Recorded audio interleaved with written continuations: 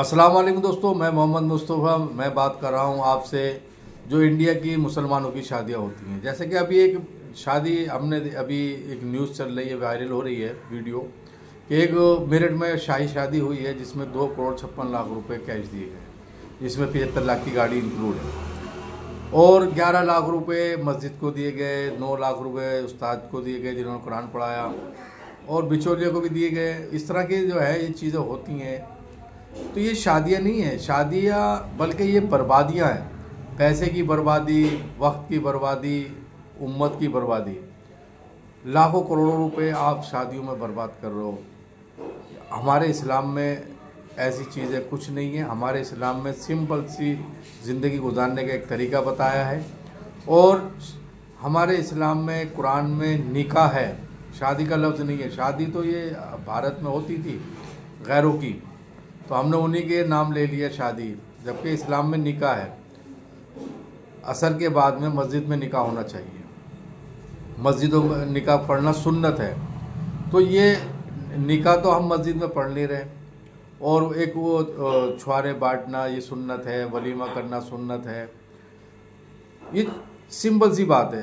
अब छुआरे बांटने में कोई लाखों नहीं खर्च होंगे, वलीमे के लिए भी लाखों खर्च नहीं करने। आपको अपने रिश्तेदारों को हैसियत के हिसाब से करीबी बुला लो, कुछ पड़ोसियों को बुला लो, कुछ गरीबों को बुला लो।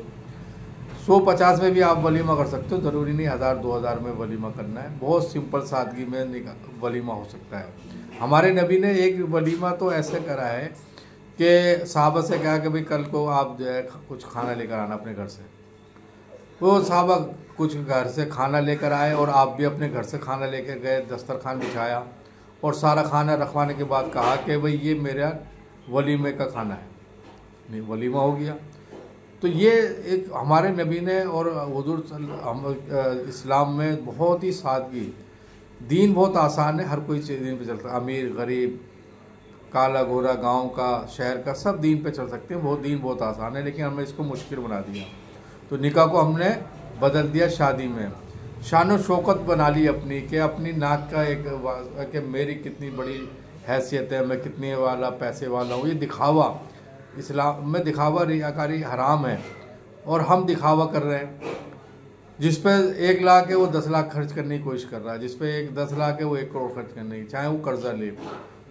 तो हमने इसको बिल्कुल बिगाड़ दिया। मेरी आपसे दरख्वास्त है कि भाई आप इन शादियों का तो बाइकाट करिए, जाइए नहीं शादियों में ऐसी जहाँ फजूल खर्ची हो। फजूल खर्ची इस्लाम में हराम है। फजूल खर्ची करने वाले शैतान के भाई हैं। तो ऐसी शादियों का और ऐसे बड़े प्रोग्रामों का बाइकाट कीजिए। इनकी वजह से गरीबों की शादियाँ नहीं हो रही। गरीब बच्चियाँ और बच्चे बैठे हुए हैं, लोग मालदार को देख रहे हैं, जबकि इस्लाम में है कि दीनदार को देखो। लड़की दीनदार देखो, लड़का दीनदार देखो। हम मालदार देखते हैं, उसके चक्कर में जवान बच्चे बच्चियाँ बैठे हुए हैं और उसकी वजह से जब उनकी शादी में देरी हो रही है तो लड़कियां फिर जो है अपने हिसाब से कहीं चक्कर चला लेती हैं, लड़के चक्कर चला लेते हैं और फिर वो लोग बच्चे भाग कर शादी करते हैं। फिर वो जो है दूसरे के गैर मजहब में भी करते हैं। डाटा आप देख लीजिए, कम से कम कहीं भी का भी होगा, एक साल में 10-15 हज़ार शादियाँ गैर मज़हब में हो रही हैं। अल्लाह हम सब की हिफाज़त फरमाए। हमने शादियों को इसको इस कदर बर्बादी कर दिया कि पहले जो है मंगनी होगी, उसमें 100-200 आदमियों का खाना होगा, उसमें पैसे दिए जाएंगे, कोई 51,000 देगा, कोई 1 लाख देगा। फिर लड़की वाला उस पर बढ़ाकर पैसे देता है और इसको सोना, उसको चांदी, इसको पैसे, उसको कपड़े।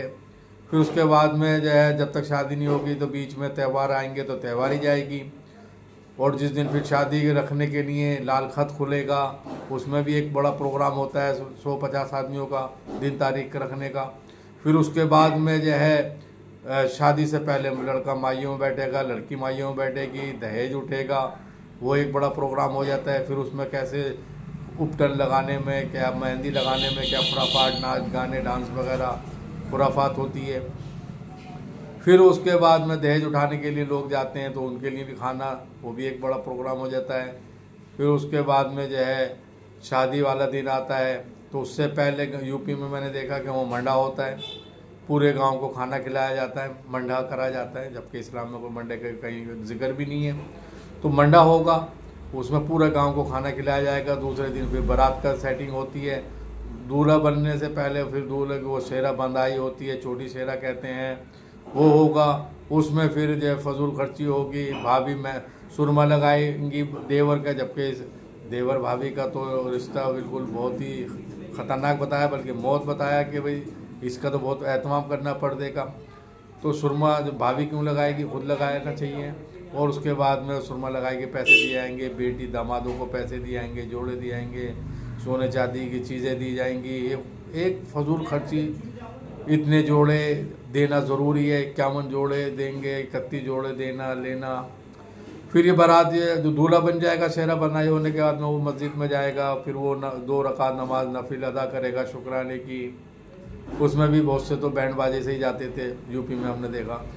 वहाँ पर यूपी में तो बहुत बैंड बाजा बजता है, दिल्ली में तो फिर भी बहुत कम हो गया। फिर उसके बाद में सेहरा बनने के बाद में फिर वो मज़ार पे भी जाएगा। यूपी में हमने देखा कि वो जो मज़ार पे जाके सलाम कर कर आएगा, चाहे उन्हें फ़र्ज़ नमाज फजर की पढ़ी हो, ना जोहर की पढ़ी हो या नहीं पढ़ी हो, ये चीज़ें ज़रूर करेगा। सारी चीज़ें होने के बाद में एक जगह मैंने देखा क्वार्ट छल का पानी, कि मामूद क्वार्ट छल का दूल्हे पे पानी डालेंगे लोटे में डाल के, ये पीछे से डाला जाता है। अजीब मामले, अजीब हज़ारों रस्में हैं, जबकि इस्लाम में ही सब रस्मों को हुज़ूर सल्लल्लाहु अलैहि वसल्लम ने सबको ख़त्म करके गए हैं। सुन्नत को ज़िंदा करो, सुन्नत मामले, सुन्नत में कोई चीज़ ये चीज़ें है ही नहीं। तो ये चीज़ शादियों को हमने बिगाड़ दिया। निकाह है, सिंपल सा निकाह पढ़ो। अब बारात लेकर जाएंगे भाई साहब, वो 200, 250, 300 आदमी की बारात होगी। नहीं जी, मैं तो मेरे आदमी तो इससे कम नहीं होंगे, मैं तो 300 आदमी लाऊंगा, और मेरे बारातियों का जो है तुम कुछ भी हो, चाहे मुझे दो या मत दो, लेकिन मेरे बारात का स्वागत बड़ा धूमधाम से होना चाहिए।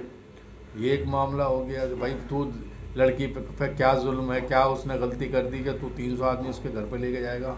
वो बेचारा चाहे कर्जे से पैसे लेकर आए, तेरी बारात का इंतजाम करेगा, खाने का प्रोग्राम करेगा, 200-300 उसके भी होंगे।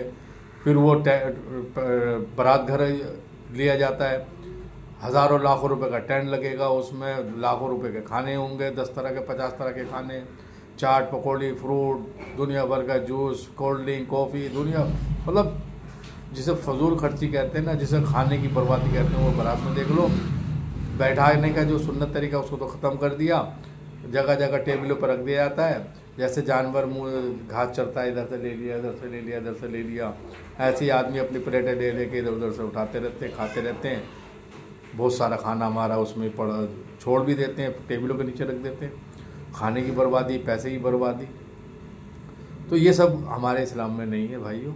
ऐसी शादियों का, ऐसे वलीमों का बाइकाट करो। हमारे बहुत सादगी सिंपल तरीके से है। जैसे हमारे नबी ने निकाह पढ़ा, शादी करी, वैसे ही हमारा भी निकाह होना चाहिए, वैसे ही वलीमा छोटा मुख्तसर हो। शान शौकत को, इसको अपनी नाक नहीं बनाओ कि भाई मैं इतना करूँगा।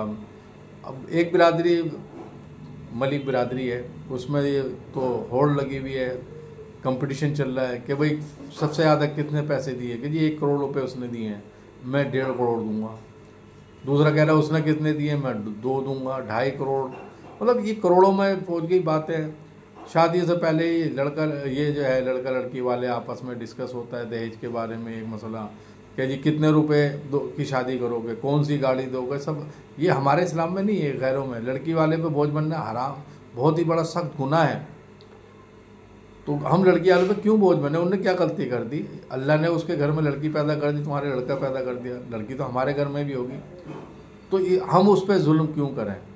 तो ये भाइयों, शादी वही नहीं है, ये बर्बादी है, इसको ख़त्म करा जाए, सुन्नत तरीके पे करा जाए। मस्जिद में निकाह हो सिंपल तरीके से, और वहीं छुआरे बढ़ जाए, शाम को 2-4 आदमियों की जो है विदायगी कर लो, और फिर अपने वलीमा सिंपल सा वलीमा कर लो। इस तरह से करोगे इंशाअल्लाह तुम्हारे जो पैसे बचेंगे। अब पैसे का जो वो ये है, देखिए अब इस्तेमाल, अल्लाह ने अगर आपको पैसा दिया है तो ये इसका मतलब नहीं है कि आप अपनी मर्ज़ी से, पैसे का भी हिसाब होगा कि माल कहाँ से कमाया, कहाँ खर्च करा, तो उसका जायज़ तरीका चाहिए।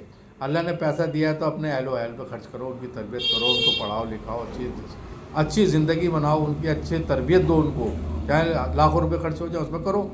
उसके लिए तो नहीं करेंगे, उसको जाहिल बना दिया, उठा के भाई इसको काम पे लगा दिया, ले भाई डेंट पेंट करता रहे, गाड़ी की मरम्मत करता रहे, शोकर का काम करता रहे, उसको तो इसमें लगाएंगे, उसको पढ़ाएंगे नहीं, उसमें लाखों रुपये नहीं लगाएंगे कि इंजीनियर डॉक्टर बनाए, इन चीज़ों में नहीं लगाएंगे।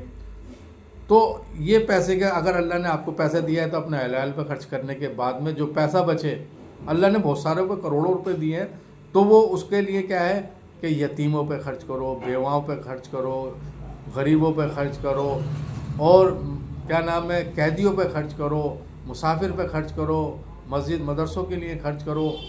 अब यहाँ पर तसव्वुर ही नहीं है, मस्जिद मदरसे में 100, 50, 200, 500 रुपये की पर्ची कटा देते हैं, और बहुत सारे अच्छे भी देते हैं पैसे, मैं सबको ही नहीं कह रहा। फिर उसमें क्या है, हमने एक तसव्वुर ये नहीं रखा कि भाई जो कैदी हैं, इस्लाम में कैदी छुड़ाने का भी एक मसला है कि आप कैदियों को भी पैसे से आज़ाद कराओ। अब आजकल कैदी जैसे पहले ग़ुलाम थे उनको छुड़ाया करते थे, अब तो जो है बेकसूर बहुत सारे लोग हमारे मुसलमान भाई जेलों में बंद हैं। वो गरीब हैं, वो वकीलों के पैसे नहीं दे पाते, अपने घर में खर्चे नहीं है, तो वो गरीबों का जब बंद हो गया, तो आपके अगर अल्लाह ने पैसा दिया है ना, तो आप वकील अच्छा वकील करके उसकी पैरवी करो और उसको आज़ाद कराओ। ये 10 लाख रुपए का जो तुमने टेंट में उड़ाया है ना, ये उसको छोड़ दो, उसको बचा लो। 1 लाख खर्च कर दो, 9 लाख बचाओ। 9 लाख में 10-15 आदमी तुमको छुटा लोगे। हज़रत अबू बकर सिद्दीक़ रज़ियल्लाहु अन्हु जो है पैसा आता था तो वो गरीबों गुलामों को आज़ाद कराते थे, और उसमें भी बुढ़े जो बुज़ुर्ग होते थे उनको कराते थे। तो आपके वालिद ने कहा भी कि बेटा तू अगर गुलाम आज़ाद करा रहा है तो कम से कम जवान आज़ाद करा जो तेरे ये मदद भी कर सकें निकलने आज़ाद होने के बाद। तो हज़रत अबू बकर सिद्दीक़ रज़ियल्लाहु अन्हु ने फरमाया कि अब्बाजान मैं जो है अपने लिए आज़ाद नहीं करा रहा, मैं अल्लाह के लिए आज़ाद करा रहा हूँ। तो आपको अल्लाह ने पैसा दिया है तो भाई देखो आप कितने बंद हैं, मैं क्या बताऊँ। NRC में जो है CA प्रोटेस्ट में अभी बहुत सारे लोग बंद हैं, उनकी ज़मानतें नहीं हो रही, और दूसरे मसलों में बंद हैं। अभी देखिए बहराइच में केस लड़ाई झगड़े हुए, अभी संभल में हुए, 2700 लोगों पर FIR हुई हुई है। वो सब ज़्यादातर उनको उठाया जाएगा, उनको फिर जेलों में डाल दिए जाएंगे, कुछ और डाले जाएंगे। तो ये जो अल्लाह ने पैसा दिया है, इनको जो बेकसूर है उनको बचाओ और उनको आज़ाद कराओ, तो पैसे का सही इस्तेमाल होगा। अल्लाह ताला हमें और आपको जो है सही अमल की तौफीक अता फरमाए। अस्सलाम वालेकुम।